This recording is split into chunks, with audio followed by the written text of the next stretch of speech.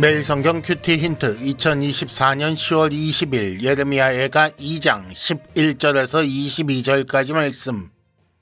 내 눈이 눈물에 상하며 내 창자가 끊어지며 내 간이 땅에 쏟아졌으니 이는 딸 내 백성이 패망하여 어린 자녀와 젖먹는 아이들이 성읍 길거리에 기절함이로다.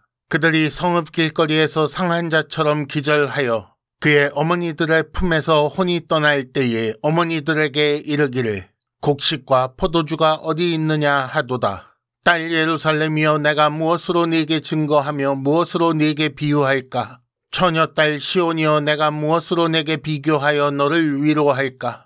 너의 파괴됨이 바다같이 크니 누가 너를 고쳐줄 소냐? 네 선지자들이 네게 대하여 헛되고 어리석은 묵시를 보았으므로 네 죄악을 드러내어서 네가 사로잡힌 것을 돌아보지 못하였도다. 그들이 거짓 경고와 미혹하게 할 것만 보았도다. 모든 지나가는 자들이 다 너를 향하여 박수치며 딸 예루살렘을 향하여 비웃고 머리를 흔들며 말하기를 온전한 영광이라, 모든 세상 사람들의 기쁨이라 일컫던 성이 이 성이냐 하며, 네 모든 원수들은 너를 향하여 그들의 입을 벌리며 비웃고 이를 갈며 말하기를 우리가 그를 삼켰도다. 우리가 바라던 날이 과연 이 날이라. 우리가 얻기도 하고 보기도 하였다 하도다. 여호와께서 이미 정하신 일을 행하시고 옛날에 명령하신 말씀을 다 이루셨으며 긍휼히 여기지 아니하시고 무너뜨리사 원수가 너로 인하여 즐거워하게 하며 네 대적자들의 뿔로 높이 들리게 하셨도다. 그들의 마음이 주를 향하여 부르짖기를 딸 시온의 성벽아, 너는 밤낮으로 눈물을 강처럼 흘릴지어다. 스스로 쉬지 말고 네 눈동자를 쉬게 하지 말지어다. 초저녁에 일어나 부르짖을지어다. 내 마음을 주의 얼굴 앞에 물 쏟듯 할지어다.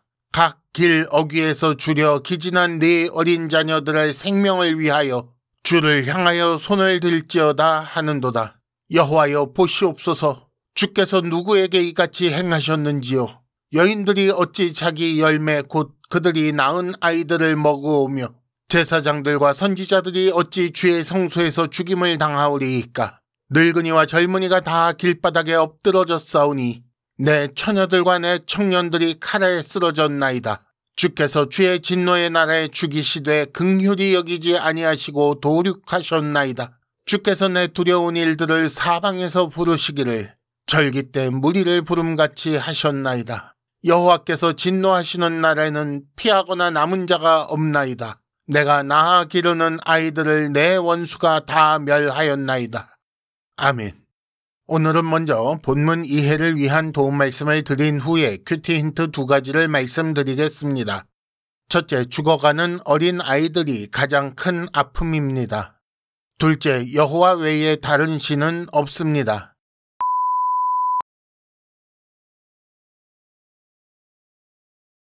먼저 본문 이해를 위한 도움 말씀을 드립니다. 누가 무슨 말을 했는지에 따라 문단을 나누어 보면 해석에 도움이 됩니다.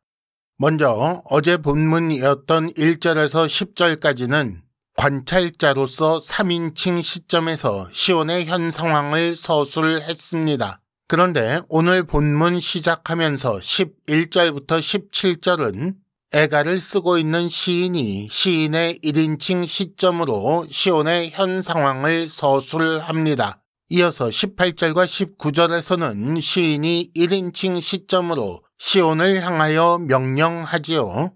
그리고 마지막 20절에서 22절에는 의인화된 시온이 1인칭 시점으로 하나님께 호소합니다. 본문의 해석을 위해 몇 가지 표현의 의미를 살펴보겠습니다. 굶어 죽어가는 아이들이 찾는 곡식과 포도주. 12절에 나오는 그 곡식과 포도주는 먹고 마실 것 정도의 의미입니다. 가장 기본적인 양식을 의미합니다. 시온의 파괴됨이 바다 같다라는 13절의 표현은 그 상처가 바다같이 깊다라는 뜻입니다.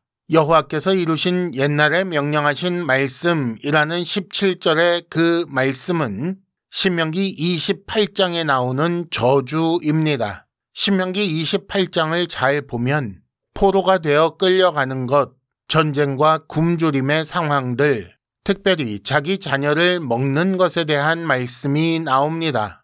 20절에 나오는 누구에게 이같이 행하셨는지요? 라는 말은 두 가지 의미로 해석할 수 있습니다. 그 누구에게도 이렇게 행하신 적이 없지 않습니까? 라는 전무후무하다 라는 의미로 해석할 수도 있고, 누구에게 행하셨는지 아십니까? 바로 나에게 그렇게 하셨습니다. 이렇게 행하신 대상이 나라는 사실은 알고 계시는 것이지요. 이런 의미로도 읽을 수 있습니다.